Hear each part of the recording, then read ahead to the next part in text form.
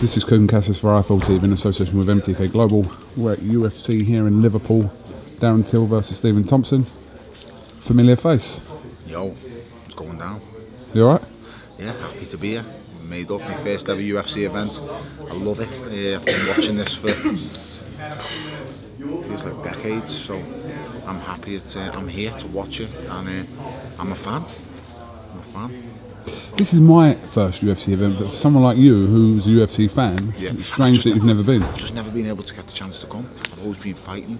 I wanted to go. Terry Atom, I grew up with him as kids. We used to play football together as adults. I've known Terry since we were babies, so I always wanted to go and watch Terry, but I never could because I was always fighting around the same time. And once you're in camp, you know, it's got to be selfish. You have to come first. So, but I've always watched them and supported them from afar, and I always do with all the fighters. And now we've got the till machine. It's till time, mate. It's till time. What did you make of the situation yesterday at the weigh-in? Obviously missing weight, but he made the 188-pound weight limit today. So it's very, very tough for him. Yeah. I'll be honest, he's huge at the weight, Cougs. I mean, he's not much smaller than me. He's huge, mate. It's a drastic cut for him, but I know there's genuine reasons there why he hasn't done it. There's a lot of stuff going on behind the scenes, which we're not going to discuss, obviously. But we're not going to discuss on camera. It's his personal life, so it's 100%. It's a genuine reason that. And Darren Till is a person who prepares diligently. He prepares perfectly. So, you know, there's no two ways in my mind. It won't happen again.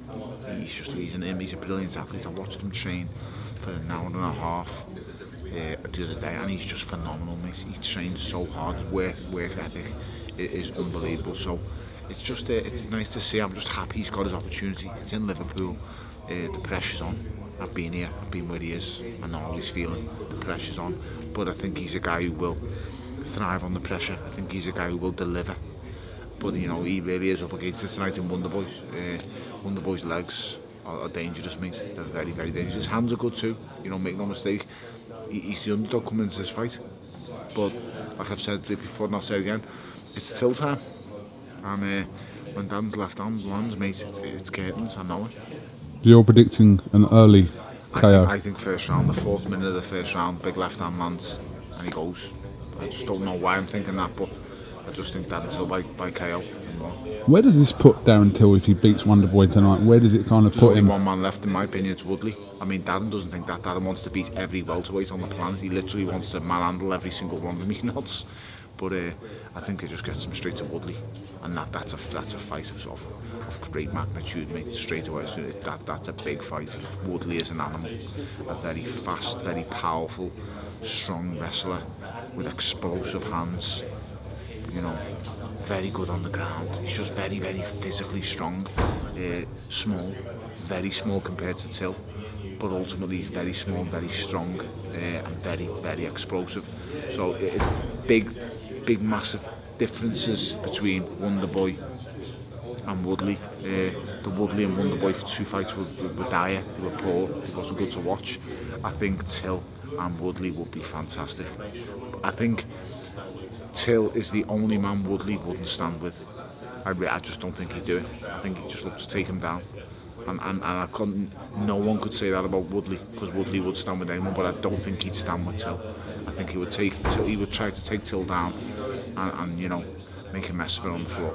But you know, we'll see. First of all, Darren's got to come through tonight. This is a massive fight on the stage. This show's all about him. This is UFC Liverpool, the first one ever. It's all about Darren Till. We're all here to see Darren. When one Scouser goes to war, we all go with him. And Darren Till is MTK Global's first ever MMA fighter signing as well. Great. So yeah, fantastic news. You know, MTK doing fantastic things. The branching out into all different kinds of ways. I know there's some footballers I think that are involved. I know there's, you know, there's just all different sports now are coming in. And MTK is slowly but surely becoming a brand name, like Pepsi Cola, a brand name. Okay. What is the situation with you at the moment? We spoke to Eddie a couple of weeks ago. He said that there had been some talks with Andre Ward's team. Yeah. Any progression on that? I'll leave it with Ed. I'm a fighter, he's a promoter, so I wait to call me. I just punch people in the face. That's all I do. So, and I've done all right so far. So I'll just keep punching people in the face and wait for the call. And we'll see. Is this the most realistic fight that you may probably have next? I like the Fury fight. What did you make of his comments saying that you would have seen his comments? I honestly, someone told me, he said he doesn't want to hurt a cruiserweight, but yet he's fighting a smaller cruiserweight than me. So it's very funny. So yeah, he's kind of it was a, from Fury anyway, it was a heartfelt message to, kind of a warning to you not to fight was him. Was it heartfelt? I love Tyson Fury, he knows I do. But I would definitely punch him in the face with talent gloves on, really hard.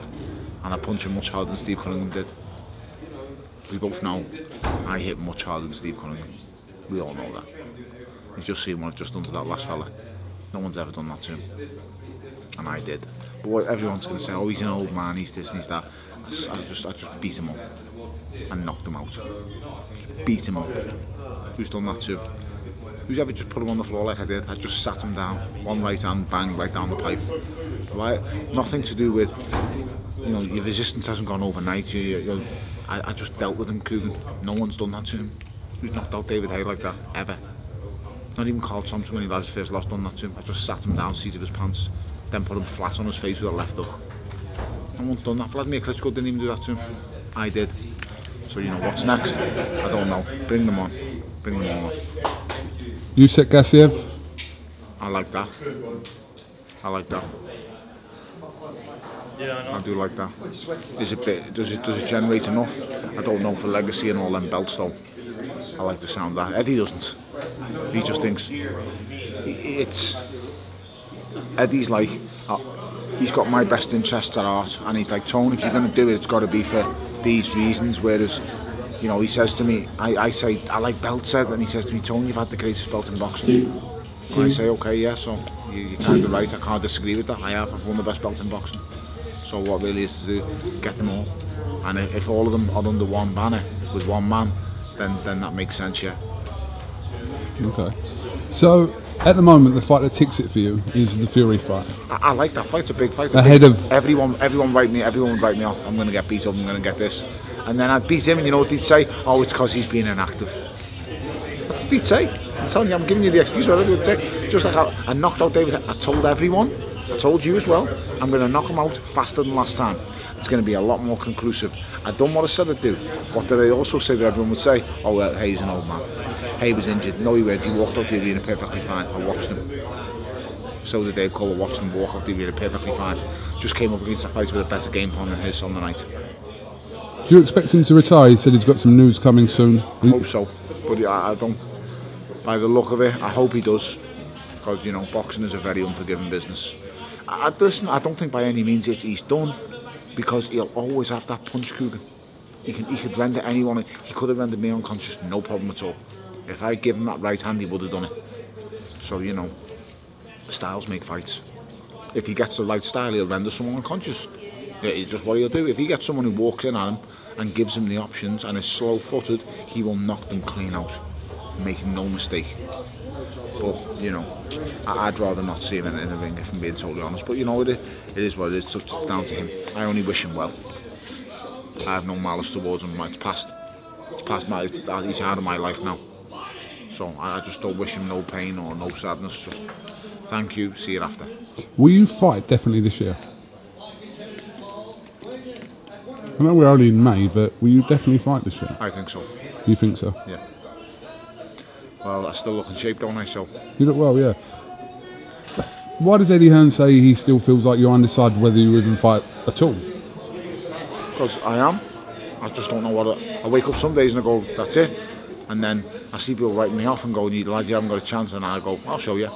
Because it's always motivating. Is that how easy it is to get you in the ring? A few comments on Twitter? I've stopped looking on social media really now. I don't comment to the idiots no more, because I'm giving the idiots a voice, aren't I? If I just ignore them. I mean, the greatest thing Twitter ever done was the mute button, because they don't even know I've muted them. I've muted 10,000 idiots.